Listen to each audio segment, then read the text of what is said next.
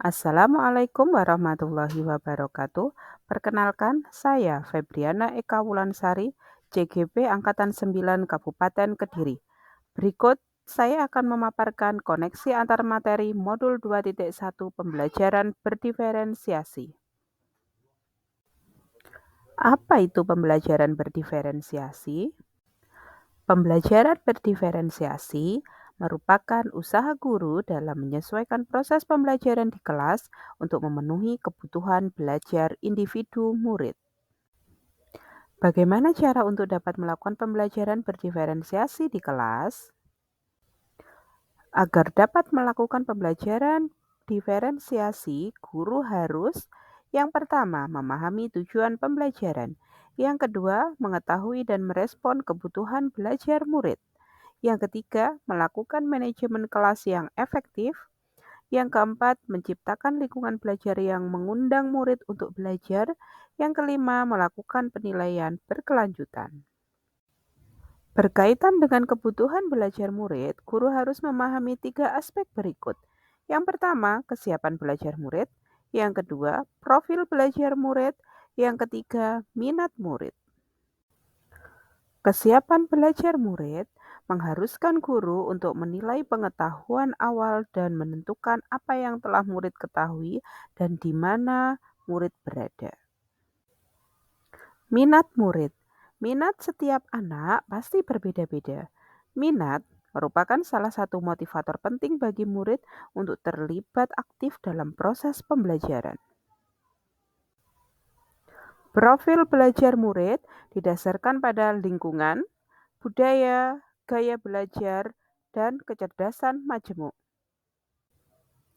Kebutuhan belajar murid dapat diidentifikasi berdasarkan cara-cara berikut ini, yakni mengamati perilaku murid-murid, mengidentifikasi pengetahuan awal, mereview dan melakukan refleksi terhadap praktik pembelajaran, bertanya dengan guru murid sebelumnya, membaca rapot murid kelas sebelumnya, menggunakan berbagai penilaian formatif dan diagnostik.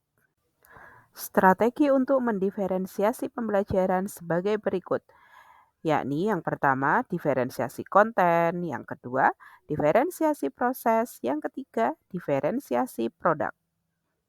Yang pertama, diferensiasi konten berkaitan dengan apa yang kita ajarkan seperti materi, konsep, atau keterampilan yang perlu dipelajari berdasarkan kurikulum. Mendiferensiasi konten bisa dilakukan dengan membedakan pengorganisasian atau format penyampaiannya, bukan mengubah atau menurunkan standar kurikulum.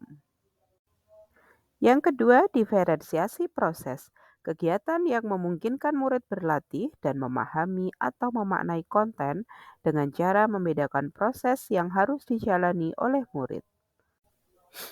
Yang ketiga, diferensiasi produk. Bukti yang menunjukkan apa yang murid telah pahami dengan cara membedakan atau memodifikasi produk sebagai hasil belajar murid, hasil latihan, penerapan, dan pengembangan apa yang telah dipelajari.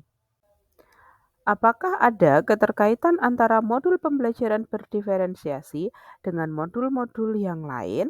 Modul 1.1, modul 1.2, modul 1.3, dan modul 1.4. Ada keterkaitan antara modul 1.1 dengan modul 2.1, yakni untuk dapat melakukan pembelajaran berdiferensiasi, maka guru harus berusaha memenuhi kebutuhan belajar anak sesuai dengan kodrat alam dan kodrat zaman berdasarkan filosofi Ki Hajar Dewantara. Ada pula keterkaitan antara modul 1.2 dengan modul 2.1, yakni dalam melakukan pembelajaran berdiferensiasi, seorang guru penggerak harus berpihak kepada murid, reflektif, mandiri, inovatif, dan kolaboratif untuk menciptakan pembelajaran berdiferensiasi agar dapat memenuhi kebutuhan murid.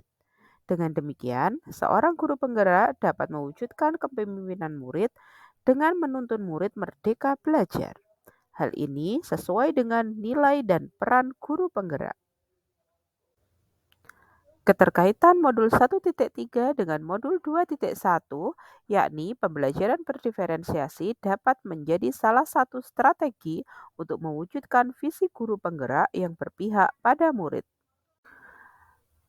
Ada pula keterkaitan antara modul 1.4 dengan modul 2.1, yakni dalam pelaksanaan pembelajaran berdiferensiasi antara guru dan murid harus ada kesepakatan kelas terlebih dahulu agar proses pembelajaran dapat berjalan dengan baik sesuai dengan nilai-nilai budaya positif.